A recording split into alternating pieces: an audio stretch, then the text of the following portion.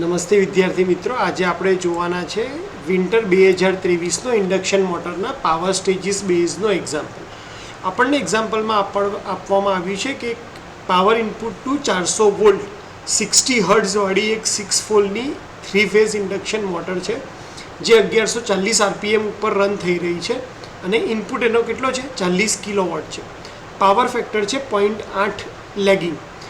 If stator loss, જો stator લોસની value 1 kilowatt હોય, મિકેનિકલ લોસીસ એટલે કે જેને આપણે ફ્રિક્શન અને વિન્ડેજ લોસ કહીએ છીએ એ 2 કિલોવોટ હોય તો તમારે 3 વસ્તુ શોધવાની છે.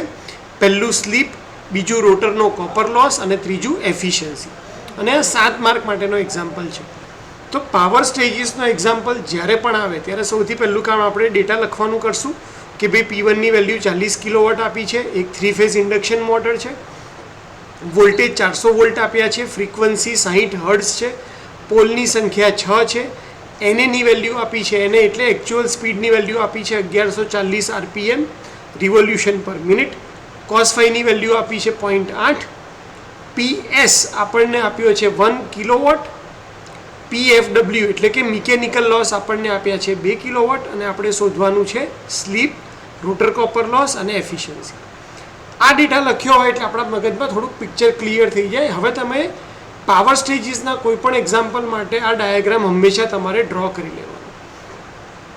ડાયાગ્રામમાં શું આવશે તો કે સૌથી પહેલાં તમે ઇનપુટ આપ્યો પાવર એ, એમાંથી તમારા સ્ટેટર લોસ બાદ કરીએ તો તમને રોટરનો ઇનપુટ પાવર P2 મળે, એમાંથી તમે કોપર લોસ બાદ કરો તો તમને PM મળે. એટલે ઇનપુટ પાવર રોટર ઇનપુટમાંથી તમે રોટરનો કોપર લોસ બાદ કરો તો તમને PMની વેલ્યુ મળે, એટલે કે મિકેનિકલ પાવર ડેવલપ.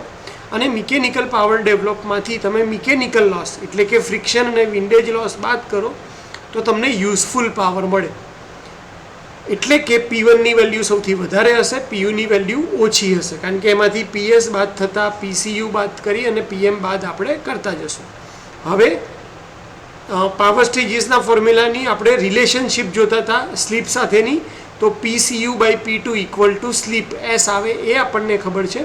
અને એફિશિયન્સી એટલે શું તો કે આઉટપુટ ડિવાઇડેડ બાય ઇનપુટ. આપણો આઉટપુટ શું છે PU, આપણો ઇનપુટ શું છે P1, મલ્ટીપ્લાય બાય 100 કરો તો એફિશિયન્સી તમને પર્સન્ટેજમાં મળશે. આટલું ખ્યાલ હોય તો આપણે આગળ કેલ્ક્યુલેટ કરીએ. સૌથી પહેલું આપણે કેલ્ક્યુલેટ કરવાનું છે સ્લીપ. સ્લીપ એટલે આવે NS minus NA upon NS into 100 પર્સન્ટેજમાં જોતા હોય તો. પણ એના માટે આપણને NSની વેલ્યુ ખબર હોવી જોઈએ. NS ઇક્વલ ટુ શું થાય તો 120 F by P. 120 as it is, ફ્રીક્વન્સીની જગ્યાએ 60, પોલની જગ્યાએ 6, 120 ગુણ્યા 60 એટલે 7200 ભાગ્યા 6 એટલે 1200 RPM આવે.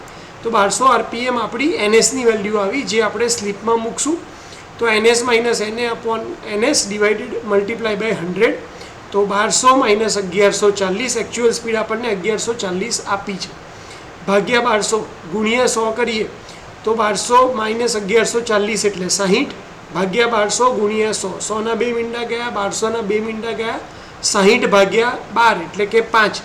તો પર્સન્ટેજમાં આ વેલ્યુ કહેવાશે 5 અને ફ્રેક્શનમાં આ વેલ્યુ કહેવાશે 0.05. પાવર સ્ટેજીસમાં કેલ્ક્યુલેશનમાં હંમેશા આપણે ફ્રેક્શન લઈશું. એટલે આપણે અહીંયા PCU શોધવા છે, કોપર લોસીસ PCU. તો એની ફોર્મ્યુલા શું થાય સ્લીપના રિલેશન પ્રમાણે P2 ઇન્ટુ S. તો આપણને P2 ખબર હોવા જોઈએ, S તો ખબર છે.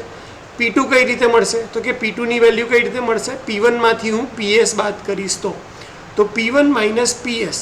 P1 એટલે ઇનપુટ પાવર આપ્યો છે 40, સ્ટેટર લોસીસ આપ્યા છે 1, એટલે તમારો રોટર ઇનપુટ વેલ્યુ થશે 39 કિલોવોટ.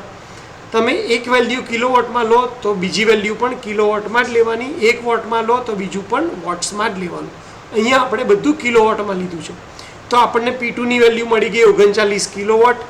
ફરીથી ફોર્મ્યુલા મૂકીએ, PCU equal to P2 into S એટલે કે 39 ગુણ્યા 0.05 એટલે કે 1.95 કિલોવોટ એ તમારો રોટરમાં કોપર લોસ થશે. રોટરમાં કોપર લોસ મળી ગયા બાદ આપણે PMની વેલ્યુ શોધશું, એટલે કે મિકેનિકલ પાવર ડેવલપ. તો મિકેનિકલ પાવર ડેવલપ કેટલો થશે તો P2 માઇનસ PCU કરશું તો આપણને PM મળી જશે. 39 માઇનસ 1.95 તો તમને મળશે 37.05 કિલોવોટ. અને યુઝફુલ પાવર કઈ રીતે મળશે? તો યુઝફુલ પાવર મળશે મિકેનિકલ પાવરમાંથી ફ્રિક્શન અને વિન્ડ ડેડ લોસ એટલે કે મિકેનિકલ લોસ બાદ કરીએ તો 37.05 માઇનસ 2 કિલોવોટ બાદ કરીએ તો આપણને યુઝફુલ પાવર મળશે 35.05 કિલોવોટ. હવે તમારી પાસે યુઝફુલ પાવર છે, તમારી પાસે ઇનપુટ પાવર છે, તો તમને એફિશિયન્સીની વેલ્યુ મળી જશે PU/P1 35.05 ભાગ્યા 40. એફિશિયન્સી પર્સન્ટેજમાં જોઈએ છે એટલે 100 વડે મલ્ટીપ્લાય કરીશું તો આપણને એફિશિયન્સીની વેલ્યુ મળી જશે 87.62%. ફ્રેક્શનમાં પૂછે તો 0.87. તો આવી રીતે તમે પાવર સ્ટેજીસના કોઈ પણ એક્ઝામ્પલ સ્ટેપ બાય સ્ટેપ એકદમ ઇઝીલી સોલ્વ કરી અને 7 માર્ક મેળવી શકો છો. હોપ કે તમને એક્ઝામ્પલ ખ્યાલ આવી ગયો હશે. વિડીયો શાંતિથી જોવા માટે અને તમારો ટાઈમ આપવા માટે થેન્ક યુ સો મચ.